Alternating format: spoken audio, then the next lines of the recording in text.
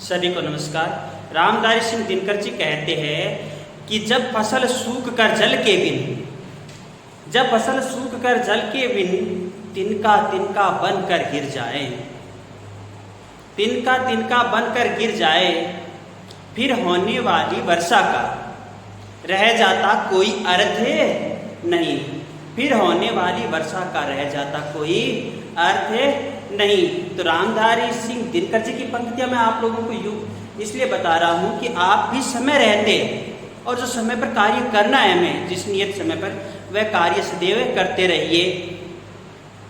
अगर आप वर्तमान समय के अंदर पढ़ाई नहीं करोगे और फिर सोचोगे कि आगे कर लेंगे, तो ये तो बिन वर्षा वाली बात हो जाएगी। फसल नष्ट होने के बाद में होने वाली वर्षा का कोई फायदा नहीं है, आप बाद में जागोगे और पछताओगे।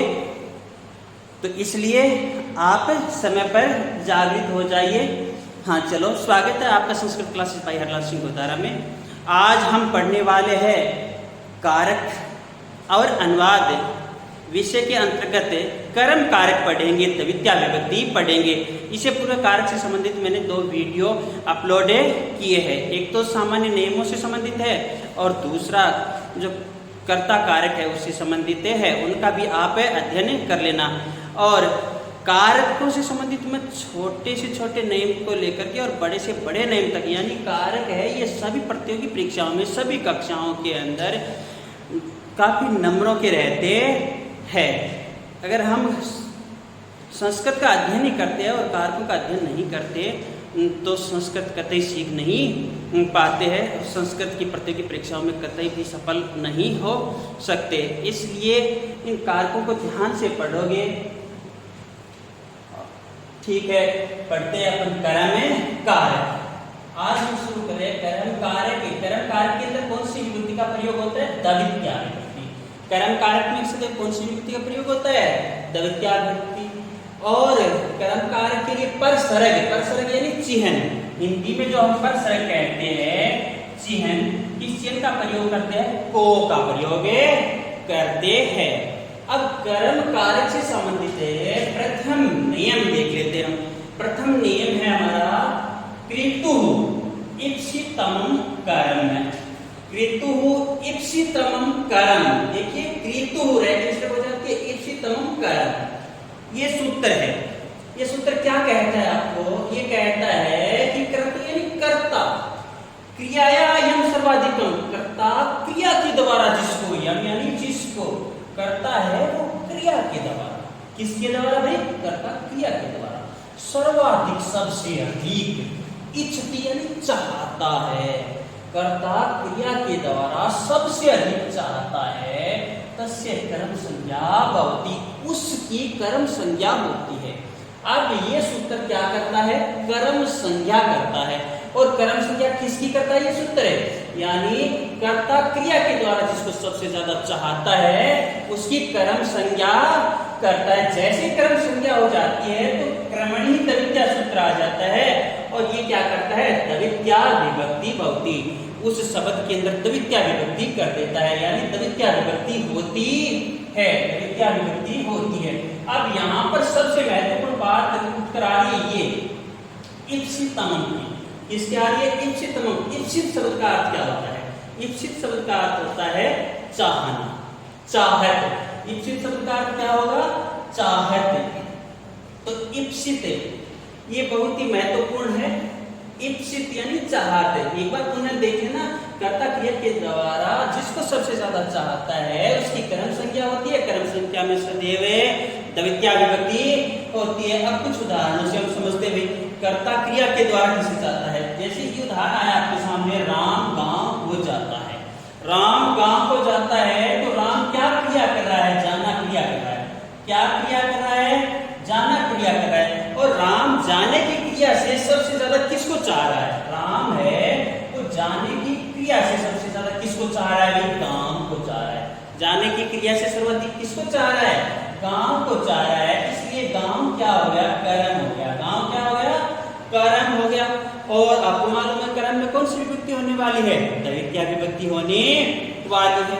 इससे पूर्व क्लास में हमने पढ़ा था कि भी उक्त कर्म और अनुक्त कर्म, अनुक्त क्रम के अंदर सदैव प्रथमा विभक्ति होती है, उसको भी ध्यान में रखना। तो राम है वो गांव को जाता है, क्रिया के द्वारा राम सबसे ज्यादा किसको चाह रहा है? इप्सित क्या है यहाँ पर? इप्सित क्या है? इप्सित गांव है, तो बना लेंगे कर्ता के अंदर प्रथमा कर देंगे, तो क्या बन गया हमारा? राम है। गांव के अंदर क्या कर देंगे? क्या बन जाएगा? ग्रामम। राम है ग्रामम और गच्छति। राम है ग्रामम गच्छति। राम एक ही है, राम है ग्रामम गच्छति। चलो इसी प्रकार देख लेते हैं। बालक वेद को पढ़ते हैं, बालक वेद को पढ़ते हैं। अब देखिए एक तो है ये है और एक है ये है, इन दोनों है के अंदर अंतर क्या है? इन दोनों है के अंदर अंतर क्या है? बहुत से विद्यार्थी यह नहीं जानते हैं, नहीं जानते हो तो कोई बात नहीं, आज जान लीजिए। है दोनों के अंदर देखिए यहाँ पर अनुस्वार का अंतर है, और ये अनुस्वार क्या कहता है? ये एक वचन से संबंधित है, जबकि ये अनुस्वार लगते ही बहुवचन बन गया। ये अनुस्वार लगते ही क्या बन गया है? बहुवचन बन गया। मतलब बहुत सारे बालक है वो वेद पढ़ते हैं, मतलब है बहुत सारे बालक है वो वेद पढ़ते हैं। तो हम बहुत सारे क्या कर देंगे भाई? बालका। क्या कर देंगे? बालका। बालक करता है तो प्रथमा कर देंगे। अब वेद पढ़ते हैं, वेद पढ़ने की क्रिया बालक कर रहे हैं, इस क्रिया के माध्यम से बालक सबसे ज्यादा किसको चाहते हैं? यानी पढ़ने की क्रिया और बालकों का जो इप्सित है वो क्या है? वेद है। इसलिए वेद के अंदर हम कौन सी विभक्ति कर देंगे? द्वितीया कर देंगे। और कारक कौन सा हो जाता है वेद के अंदर? कर्म कारक हो जाता है पठती। बालका वेदम पठती। क्या ये सही हो गया? नहीं हुआ है, ये वाक्य सही नहीं हुआ है। शुद्धि संशोधन से संबंधित भी प्रश्न यहाँ से उठते हैं। अब मैंने यहाँ पर गलती क्या की कि बालक यहाँ पर एक नहीं है, बालक कितने हैं? बहुत सारे हैं। तो क्रिया रूप भी हम कर्ता के अनुसार चलाएंगे, कर्ता के अनुसार चलाएंगे। तो आपने रूप याद किया है पठती, पठते, पठंती। बहुवचन में आप क्या करते हो? पठंती। तो अब हो जाएगा ये सही, मतलब बालका वेदम पठंती, ये होगा सही। ठीक है, तीसरा वाक्य देखते हैं। हम नाटक देखेंगे। हम नाटक देखेंगे। कौन से लकार में आ रहा है ये? कौन से काल में आ रहा है ये? आपने संस्कृत में सुना है, पढ़ा है कि संस्कृत भाषा के अंदर 10 लकार होते हैं, और उन्हीं लकारों में से ये आ रहा है लिट लकार के अंदर। लिट लकार है वो सदैव कौन से काल में लगता है? भाई भविष्य काल में लगता है। लिट लकार कौन से काल में लगता है? भविष्य काल के अंदर लगता है। भविष्य काल में हम लिट लकार का प्रयोग करेंगे, देखेंगे, आने वाले समय में देखेंगे। तो इसलिए हम नाटक देखेंगे। यहाँ पर देखिए अनुसार बहुवचन है ना, हम सब नाटकों को देखने वाले है, तो क्या कर लेंगे अपने? वयम नाटकम दृक्ष्यामः। वयम नाटकम दृक्ष्यामः। वयम नाटकम दृक्ष्यामः। तो यहाँ पर हम सब देखेंगे, देखेंगे क्रिया करेंगे। क्रिया के माध्यम से हमारा इप्सित क्या है? हमारी चाहत क्या है? नाटक है, तो नाटक हो गया कर्म कारक। नाटक क्या हो गया? हमारा कर्म कारक हो गया, और कर्म कारक के अंदर द्वितीया विभक्ति होगी। साधु ने तपस्या की। साधु ने तपस्या की कौन से लकार में आ रहा है? साधु ने तपस्या की। मान लीजिए हिंदी में कौन से काल में आ रहा है? भूतकाल में आ रहा है।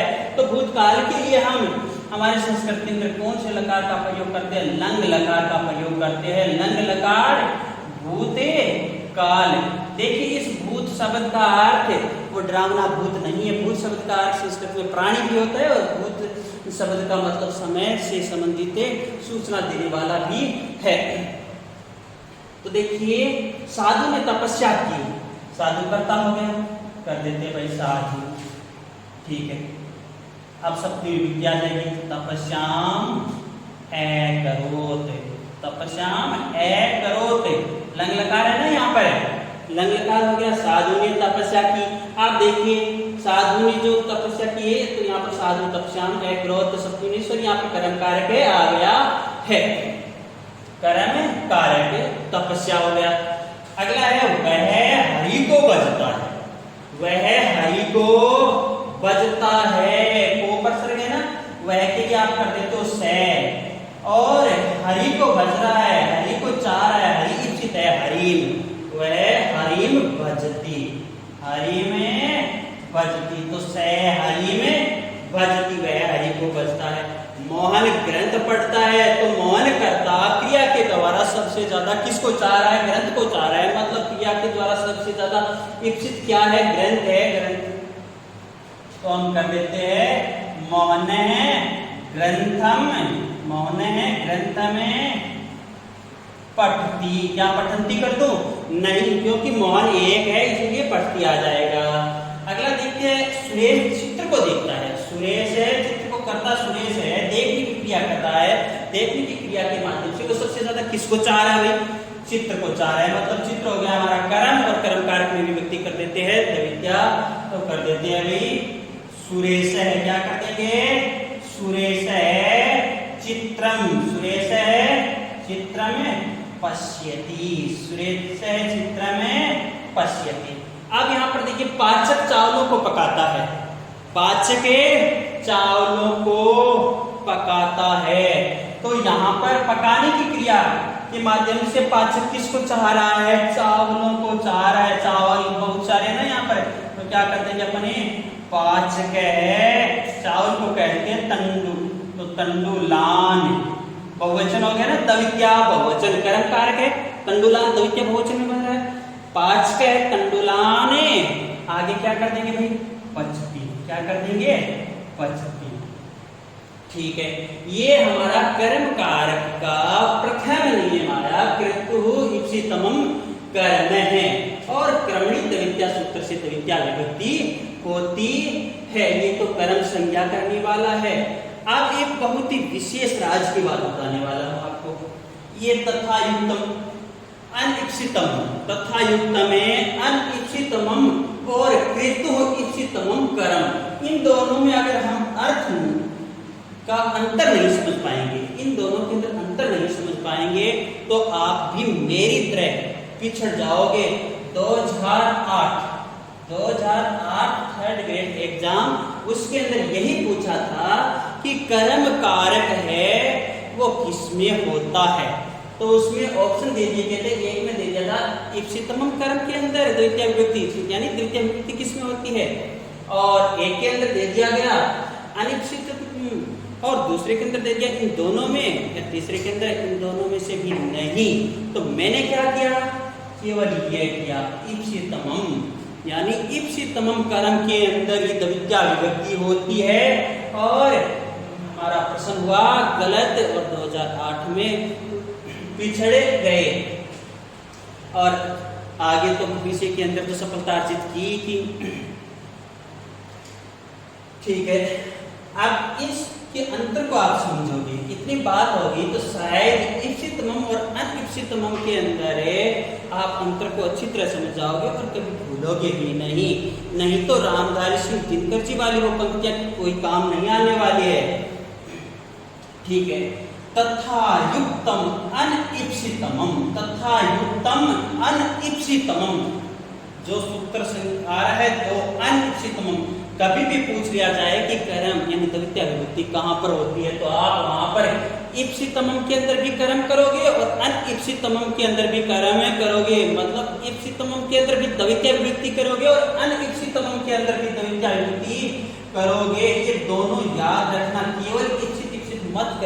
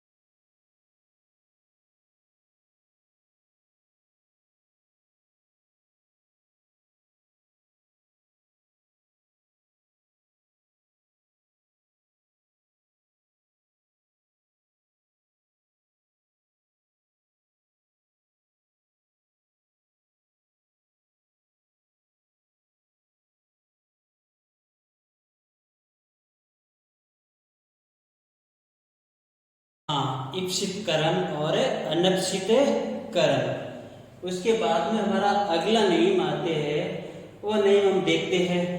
अगला नियम देखिए, यहाँ पर वा लिखा हुआ है, वा लिखा है। वा का तात्पर्य है वार्तिक, यानी व्याकरण के भगवान कह सकते हैं हम। पाणिनि जी ने जो सूत्र बनाए थे उनके बाद सुधार स्वरूप वार्तिक सूत्र बनाए गए। तो ये वार्तिक सूत्र है, इन वार्तिक सूत्रों से भी कर्म कारक होता है।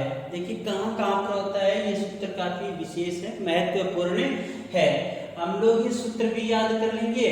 अगर ये सूत्र याद नहीं होते हैं कोई बात नहीं, ये जो 13 शब्द है इन शब्दों को हमें अच्छी तरह याद कर लेंगे, ताकि इस प्रकार के वाक्य चाहे तो आपसे अनुवाद करने के लिए पूछ ले तो भी अनुवाद कर सकते हो, या ऐसे संशोधन पूछ ले तो ऐसे संशोधित कर सकते हो, या फिर विभक्ति से संबंधित पूछ ले तो विभक्ति भी कर सकते हो। हाँ, यहाँ पर विशेष ध्यान देने वाली बात क्या है कि यहाँ पर इन शब्दों को आधार मान करके द्वितीया विभक्ति हो रही है।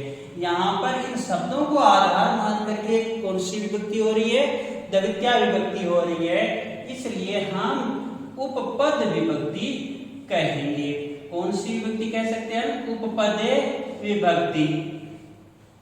इन शब्दों को आधार मान करके जो विभक्ति हो रही है, इसलिए उपपद, मैंने बताया कि विभक्तियां दो प्रकार की होती है, मूल विभक्ति और उपपद विभक्ति। तो यहाँ पर उपपद विभक्ति होने वाली है। अब देख लेते हैं कारिका पहले क्या कहती है, अभितय, परितय, समया, निक्सा, हा, प्रति। देखिए कितने शब्द आए हैं, 1 2 3 4 5 6 7 शब्द है। 7 बहुत ही विशेष होता है, आप जानते ही हो। आज 7 के चक्कर में अधिक पढ़ाई भी हो रही है।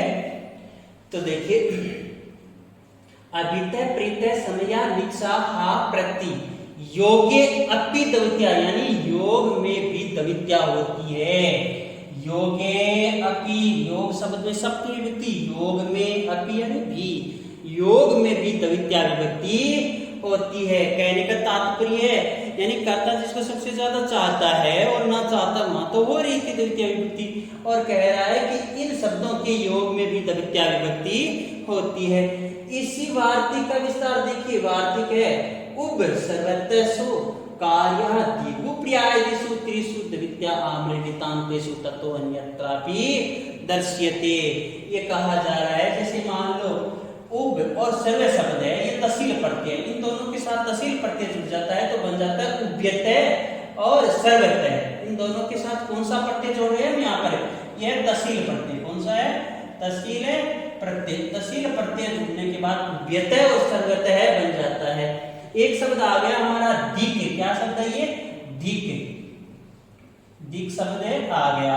एक शब्द हमारा यहाँ पर आ रहा है कि द्वितीय आम्रेडितान्तेषु, यानी ये कहा जा रहा है कि आम्रेडित शब्दों में भी, यानी आम्रेडित शब्दों में भी, आम्रेडित एक संस्कृत के अंदर संज्ञा होती है, यानी एक ही शब्द जिसका 2 बार प्रयोग हो उन्हें हम कहेंगे आम्रेडित। यानी 2 बार जब प्रयोग होगा तब तो हम द्वितीया विभक्ति करेंगे, और वो आम्रेडित नहीं है, एक बार ही प्रयोग होता है तो उस शब्द के अनुसार जो विभक्ति आएगी वह करेंगे, वो आगे हमें समझेंगे। यानी समझने वाली विशेष बात यह है कि आप इस आम्रेडित शब्द को समझो। आम्रेडित संज्ञा क्या है, जैसे यहाँ पर देखिए मैंने लिखा है अधः है और अधः, अधः 1 और अधः 2 बार हो गया ना, यही आम्रेडित है। शब्द का 2 बार प्रयोग आम्रेडित होता है। तो इनको हम अच्छी तरह दोनों वार्तिक सूत्रों को याद कर लेते हैं और इन शब्दों को देख लेते हैं। अब देखिए अभितः है और उभ्यतः। उभ्यतः तहसील प्रत्यांत है ना, तहसील की बात होती है।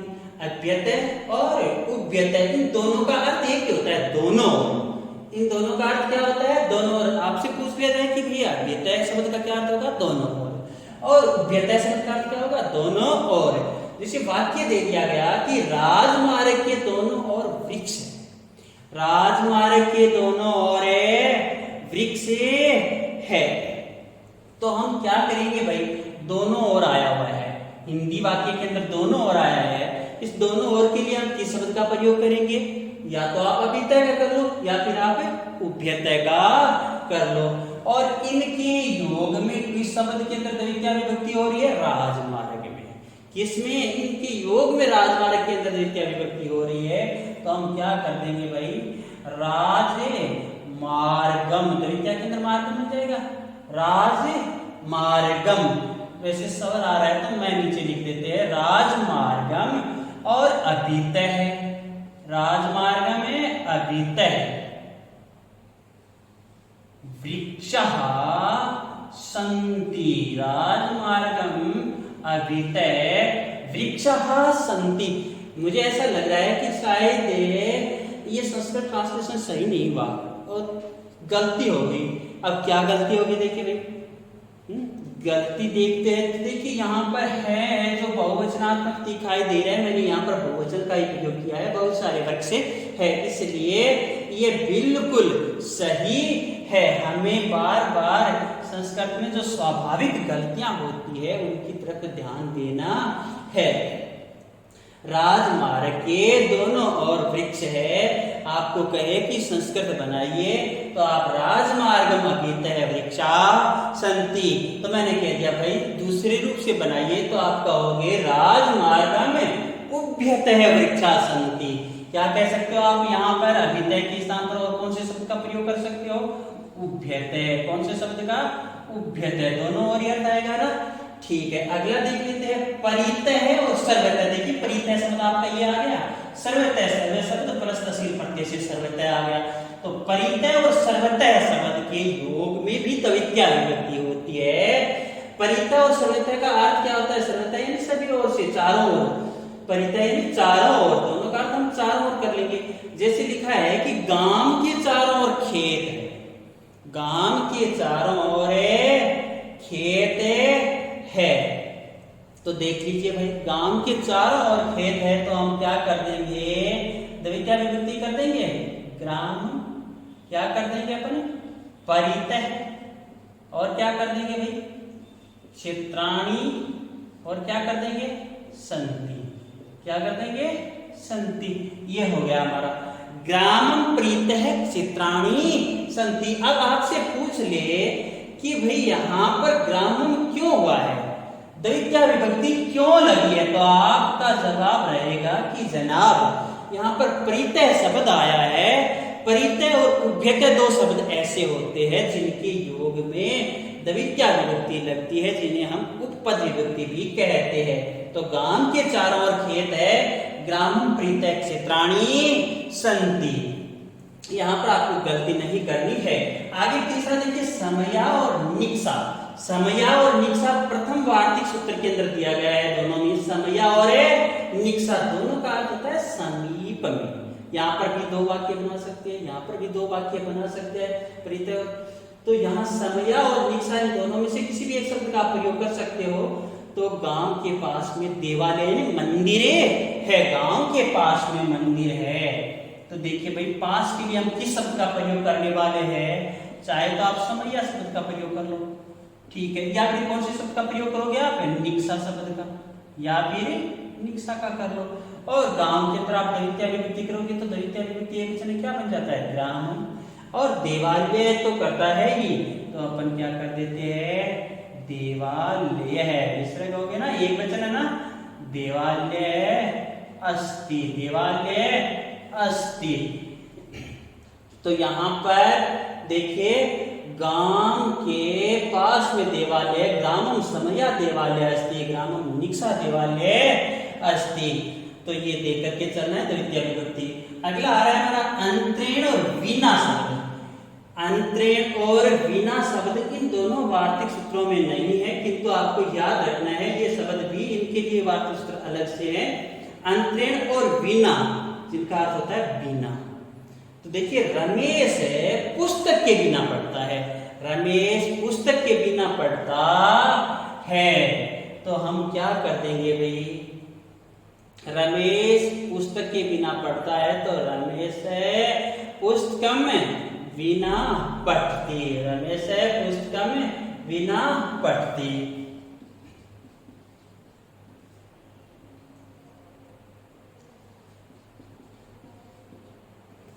आप कर दो, या तो वीणा कर दो और या फिर अंतरेण कर दो, वीणा या अंतरेण पठती। अब रमेश पुस्तक के वीणा पढ़ रहा। अब यहाँ पर पुस्तकम के अंदर जो हमारा हो रहा है कारक, कर्म कारक, वो किस आधार से हो रहा है भाई? द्वितीया विभक्ति हो रही है, वो वीणा या अंतरेण शब्द की हो रही है। तो आप यहाँ पर इस चीज को देखोगे कि ये वीणा शब्द आ रहा है, इसके लिए कौन कौन से दो शब्दों का प्रयोग किया जाता है? ये दो शब्द प्रयोग में किए जाते हैं। अगला है अंतरा। अंतरा शब्द का अर्थ है बीच में। देखिए ये अंतरेण और अंतरा ये दोनों गलती करवा देते हैं कई बार। अंतरेण यानी वीणा और अंतरा का जो अर्थ है हमारा बीच में। अंतरा का अर्थ क्या है? बीच में। और इसी अंतरा को हम लेकर के वाक्य बनाते हैं। सुरेश और दिनेश के बीच में मुकेश है। सुरेश और दिनेश के बीच में मुकेश है, तो हम क्या कर देंगे भाई? सुरेशम, सुरेशम दिनेशम, सुरेशम दिनेशम। और के लिए चय शब्द का प्रयोग कर देंगे और यहाँ पर क्या कर देंगे? अंतरा। बीच के लिए कौन सा शब्द कर देंगे? अंतरा। और कौन है यहाँ पर? है कर्ता, मुकेश है ना। मुकेश है अस्ति, मुकेश है अस्ति। देखिए यहाँ पर सुरेशम दिनेशम दोनों में के अंदर द्वितीया विभक्ति आ रही है। क्यों आ रही है? बीच में, यानी अंतरा शब्द के योग में आ रही है। किस शब्द के योग में आ रही है? अंतरा शब्द का, जबकि मुकेश तो करता है, प्रथमा आने वाली है अस्ति। अगला देखिए दिक। दिक शब्द है, ये धिकार अर्थ में आता है, धिकार हो जाता है। जैसे दुष्ट को धिकार, दुष्ट को धिकार, तो हम दिक का शब्द का प्रयोग कर लेते हैं और इसका संस्कृत बना लेते हैं। भाई पहले कर देते हैं दुष्टम दिक, दुष्टम दिक, दुष्टम दिक भी आप कर सकते हो। दुष्टम दिक, या फिर इसको ऐसे भी लिख सकते हो आप, दिक दुष्टम, दिक दुष्टम, ये भी आप लिख सकते हो। दोनों तरफ से आ जाता है। अगला आ गया हमारा हा। हाय विधाता, पहले मैंने पढ़ाई नहीं की, आज पछताता। वही देखिए हाय, हाय विधाता, ये क्या कर दिया तूने? हा, हाय, हा यानी दुर्जन, हाय दुर्जन पूरे जन। तो इस दुर्जनम के अंदर इस हाय शब्द को देकर के हम क्या कर देंगे भाई? कर्म कार्य कर देंगे। तो क्या कहते हैं? हा दुर्जनम, हा दुर्जनम, या फिर आप दुर्जनम हा भी कर सकते हो। अब प्रति शब्द, प्रति शब्द का अर्थ है और, प्रति शब्द का अर्थ है और तो यहाँ पर भी आ रहा था, यहाँ पर दोनों और चारों ओर आ रहा था। यानी कि केवल और यानी तरफ की इशारा किया जा रहा है। जैसे मैं अभी आपकी तरफ देख रहा हूँ, मैं अभी आपकी तरफ देख रहा हूँ कि आप पढ़ाई कर रहे हो या नहीं कर रहे हो, तो यह प्रति वो है।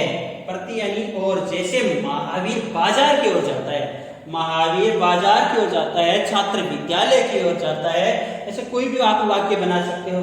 तो क्या कर देंगे भाई? बाजार शब्द है, बाजार को हम कहते हैं आपन, तो आपणम, महावीर, महावीर आपणम प्रति, महावीर आपणम प्रति गच्छति, महावीर आपणम प्रति गच्छति। अब आपसे पूछ लिया जाए कि इसके आपणम शब्द के अंदर विभक्ति कौन सी है, आपका जवाब रहेगा कि सर द्वितीया है। पूछ लिया जाए कि किस शब्द के योग में द्वितीया हो रही है, तो आपका उत्तर रहेगा कि प्रति शब्द के योग में जनाब द्वितीया विभक्ति होती है, वही द्वितीया विभक्ति हो रही है। आगे देखते हैं हम 9 नंबर पर शब्द लिखा है अनु। अनु आपका उपसर्ग होता है, प्रति की उपसर्ग होता है पीछे। अनु शब्द का अर्थ क्या है? पीछे। जैसे देखिए राजपुरुष चोर के पीछे दौड़ता है, राजपुरुष चोर के पीछे दौड़ता है, देखिए ना। तो क्या कर देंगे अपने? राज पुरुष है, राज पुरुष है और चौरम, राजपुरुष है चौरम, तो क्या हो गया ना? पीछे के लिए क्या कर देंगे? अनु और धावती, अनु धावती। अब आपसे पूछ लिया जाए कि इस चौरम के अंदर द्वितीया विभक्ति किस सूत्र से हो रही है, सॉरी किस शब्द के योग में हो रही है, तो अनु शब्द के योग में हो रही है। अगला है देखिए यावत। यावत शब्द का अर्थ होता है तक। यावत शब्द का अर्थ क्या होता है? तक। इसके योग में भी द्वितीय विभक्ति करेंगे, यावत को विशेष रूप से याद रख लेना, तक। अब देखिए गणेश वन तक जाता है, क्या है आपका गणेश वन तक आता है, तो इसका हम क्या कर देंगे, गणेश है, क्या कर देंगे, गणेश है करेंगे क्या, जरूर करता है। अब वन, वन के अंदर वनम कर देंगे। तक, तक के लिए किस शब्द का प्रयोग करते हैं, यावत का, किसका, यावत का, यावत गच्छति, यावत गच्छति। अब आपसे पूछे कि गणेश वन तक जाता है या आप वन तक जाते हो, ऐसा कोई भी वाक्य आप बना सकते हो इस वाक्य को आधार लेकर के। यावत, यावत के योग में यहाँ पर वन शब्द है, यहाँ द्वितीय विभक्ति हो रही है। अगला है अधो अधः, ये अधो अधः शब्द तो है, अधः, अधः यानी नीचे, अधः यानी नीचे, अधः अधः सबसे नीचे, अधः शब्द का अर्थ होता है नीचे, और अधः अधः यानी सबसे नीचे। अब ये भाई कौन सी संज्ञा वाले शब्द हो गए, दो बार पुनरावृत्ति हो रही है ना।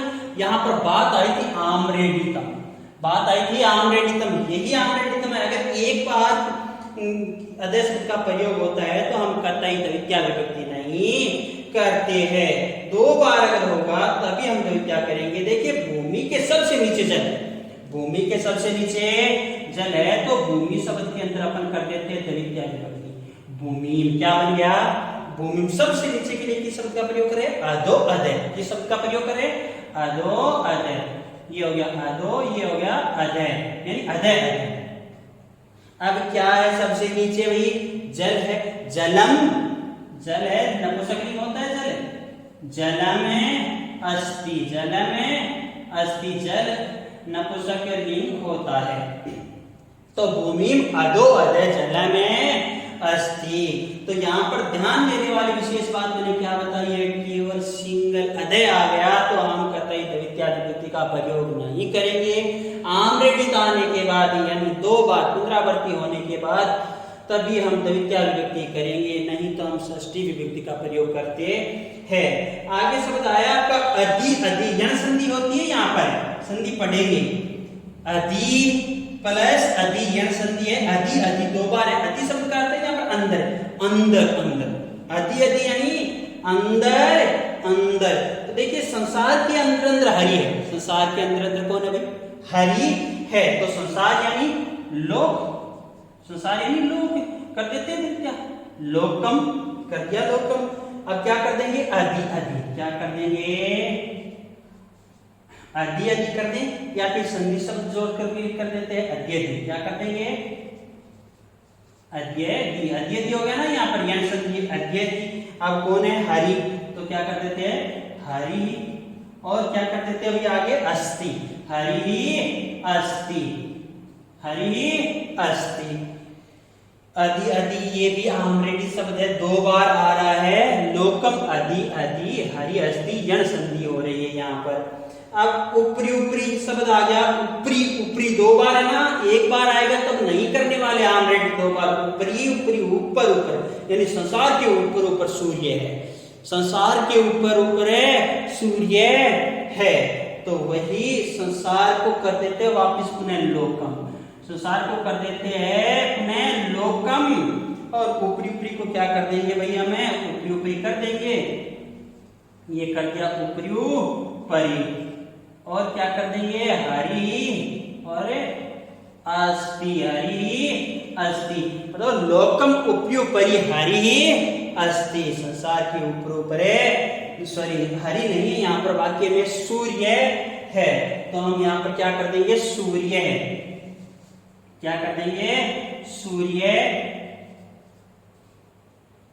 सूर्य है अस्ति, संसार के ऊपर ऊपर क्या है भाई, सूर्य है। और आपको भी अपनी परीक्षा के अंदर सबसे ऊपरी ऊपर आना है, केवल ऊपर नहीं आना है, सबसे ऊपरी ऊपर आपको अपने अंक प्राप्त करने हैं।